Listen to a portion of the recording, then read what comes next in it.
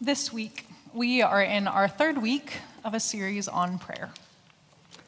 And I have to admit, from an outsider's perspective, to have a series on prayer right now, in this political climate, as a progressive church, seems perhaps ill-advised.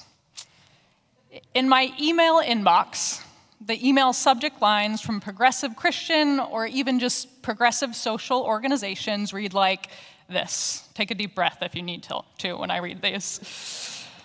Challenging ICE in churches. Standing for refugees. What it means to love our neighbor. Resources for standing with our trans siblings. The demons in our politics. Overwhelm by design. Remembering Roe. Defending abortion rights and reproductive justice. And then one email subject line put it simply, love is an action. If my inbox is any indication, now is a time for action.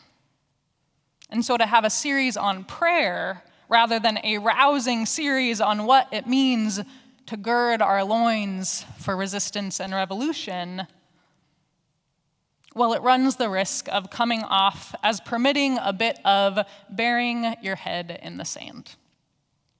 A turning inward so as to escape the turmoil outside.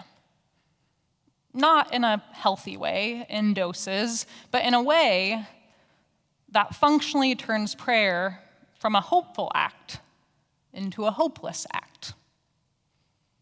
It's the type of prayer that has turned the phrase, thoughts and prayers into a punchline. Those in power send up a prayer for change instead of enacting the change themselves. The sentiment of thoughts and prayers seems to stand in juxtaposition to any work towards justice. Now, if you hang around or read those who are preoccupied with thinking, writing, and working towards liberation, you will eventually find in a footnote or hear someone talk about Paulo Freire or his book, The Pedagogy of the Oppressed. This isn't an exaggeration. In 2016, according to Google Scholar, this was the third most cited book in the social sciences. Paulo Freire was a Brazilian educator and philosopher who helped transform theories of education. He had an influence on liberation theology in the 70s, and he insisted that those on the margins must be central to their own liberation. I cannot overstate the impact that Freire has had not just on my own thinking, but on the world broadly. I bring up Freire because his frameworks are part and parcel about how many of us think of justice work today. And I bring up Freire because he insisted that the transformation of the world required praxis. And praxis for Freire was not just action, but required both reflection and action. And he insisted that, in fact, reflection and action are, quote, in such radical interaction that if one is sacrificed, even in part, the other immediately suffers. Without both, it is impossible to transform reality towards liberation. Or as we might say here in church, without both reflection and action, it becomes very difficult to usher in the kingdom of God on earth as it is in heaven. And whether one subscribes to a language of spirituality and prayer or not, the practice of reflection, one in which we look at something with intention and attention, it simply is a prayerful posture. And so if we hope to transform the world, we must not neglect the transformation of ourselves, our thoughts, our heart, our minds, our beliefs. First, through reflection, through prayer. Reflection as a way of praying was not within the framework that I was raised in.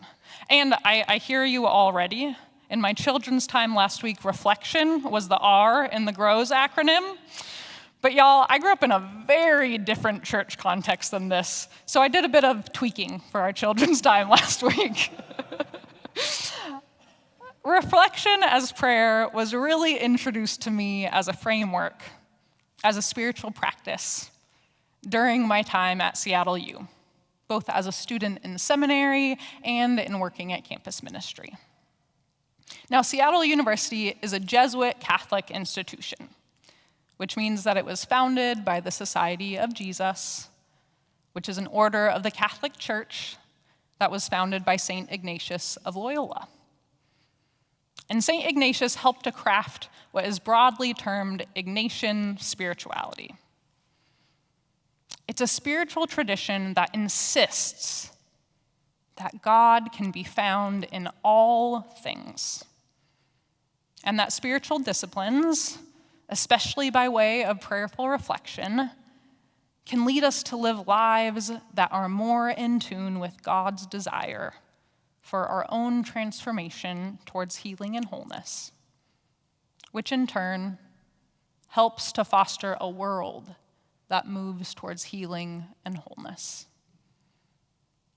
Ignatian spirituality holds many, many gifts, but in my own life, one of the most poignant aspects of the wisdom of this tradition is the way that it speaks to the practice of discernment.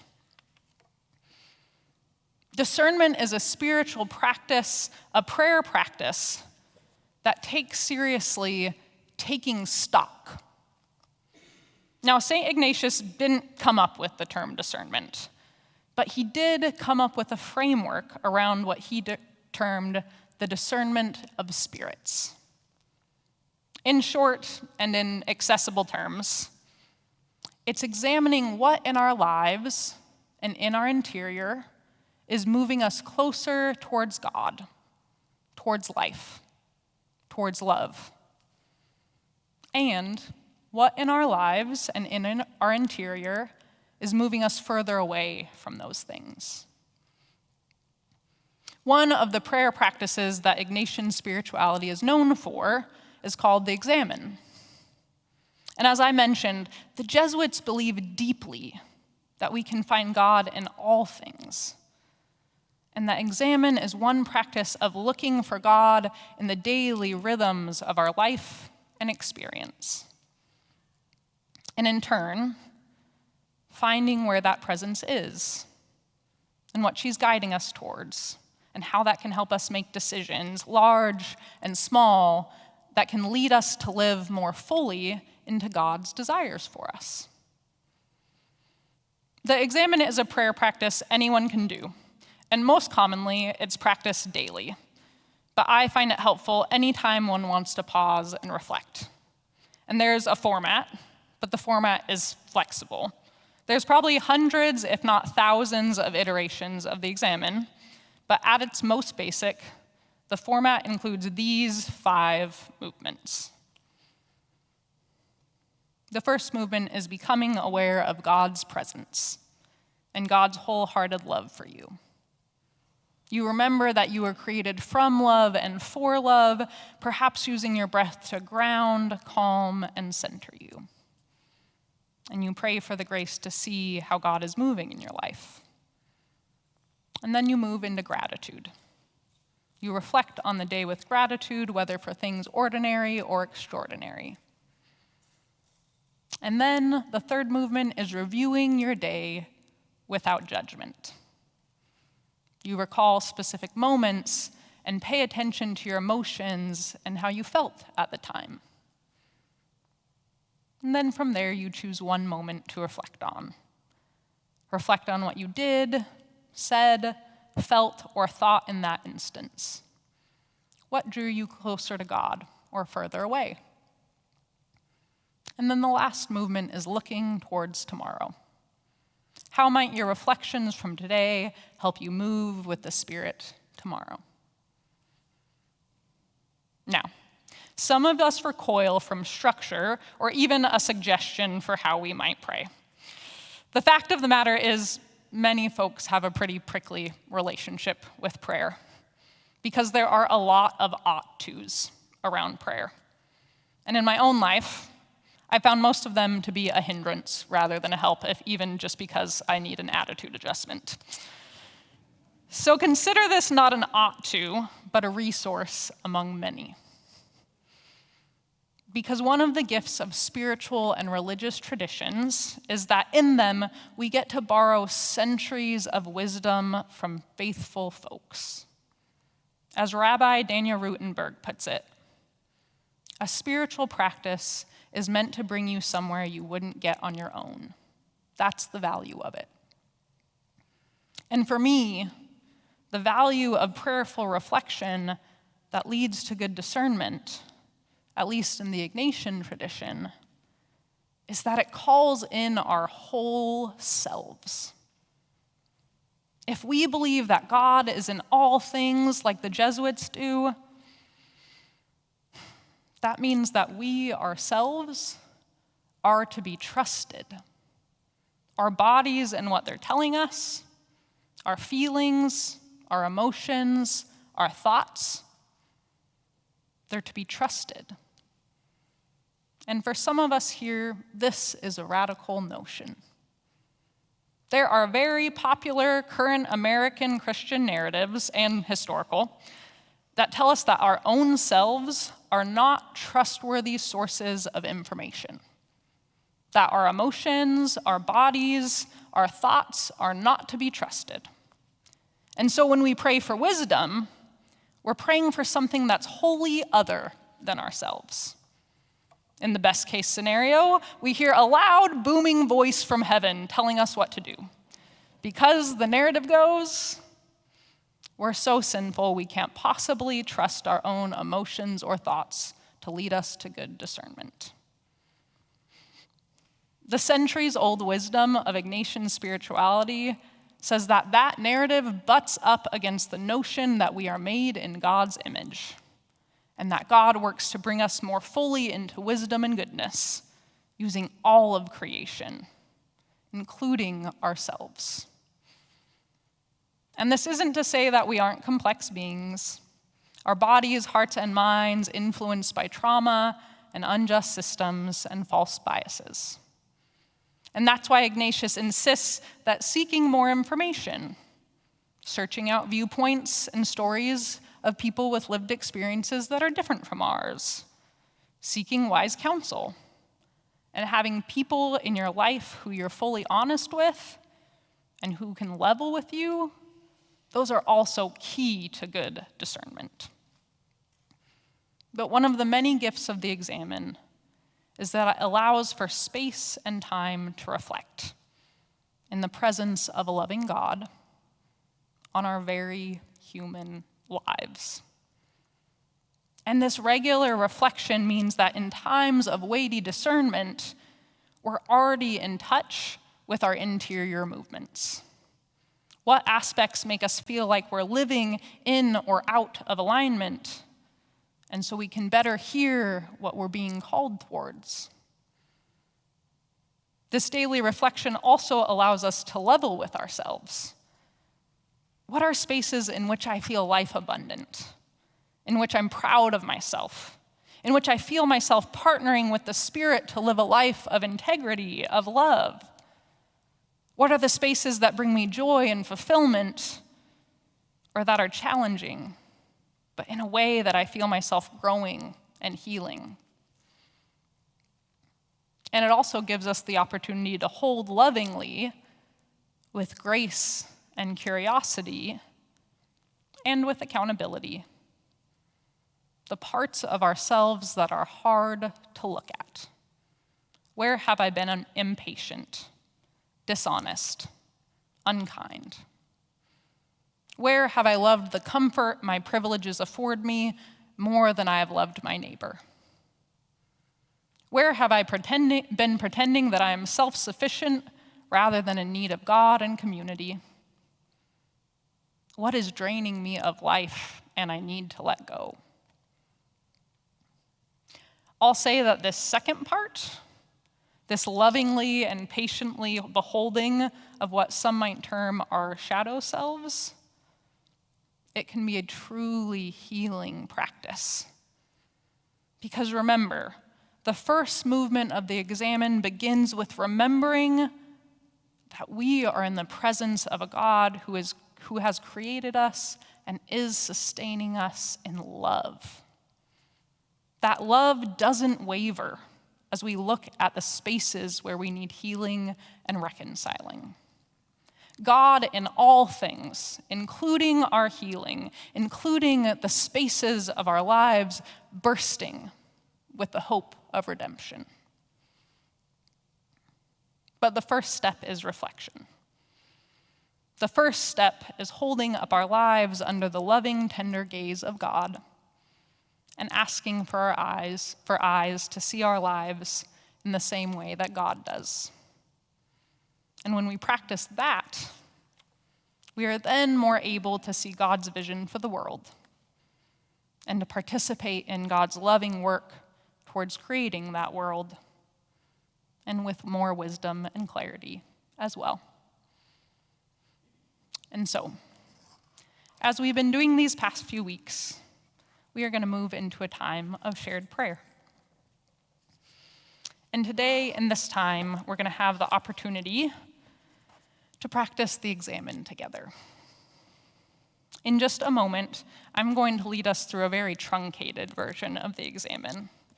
And then as you leave the sanctuary, we'll have a paper on the back tables and some of the center tables that you can take that explains and leads you through the steps. Typically, the examine takes anywhere from 10 to 20 minutes, and we don't have that. And so we're going to practice a mini version today, just 4 minutes or so. And the foundation of all Ignatian spirituality is love and gratitude, right? Those first two steps are really important before hopping in to the space where you review your day. But my hope is that just being in church has centered you in God's love and moved you towards gratitude. And so we'll do a mini examine starting from that place. And so I invite us into prayerful silence. If you're open to it, feel free to close your eyes or keep a soft gaze on the ground in front of you. If you need to, take a moment to center again in God's love for you. Maybe taking a breath and releasing it.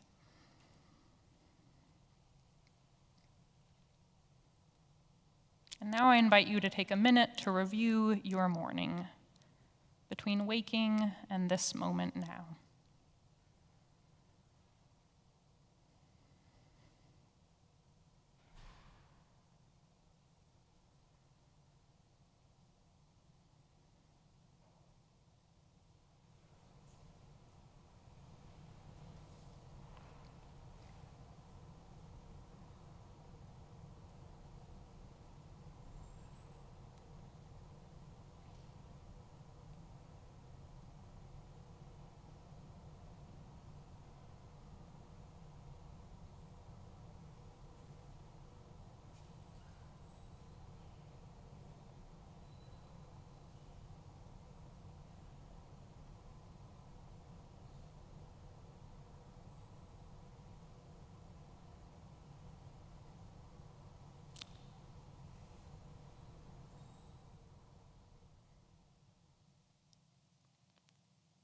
And now focus on just one moment that came up for you.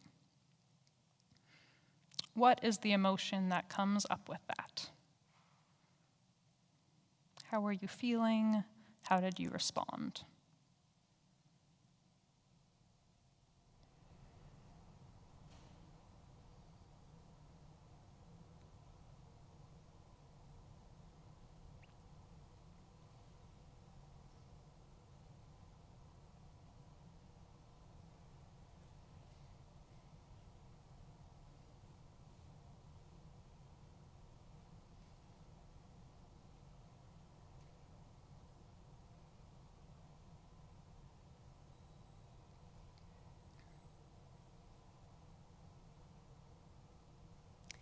as you continue to listen deeply to that moment, I invite you, when you're ready, to ponder, if you look at that moment with eyes of love, what is the invitation that is coming up for you?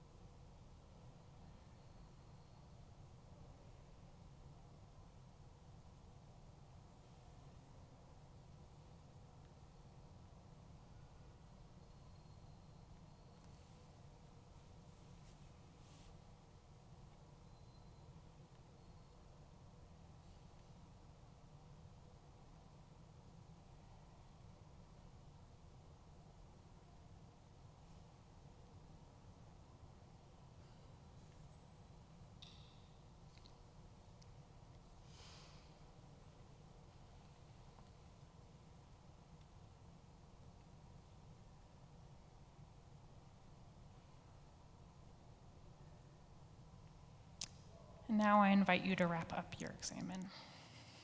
I know that is for a short amount of time, and also that listening deeply to our lives takes practice, just like listening deeply to one another takes practice.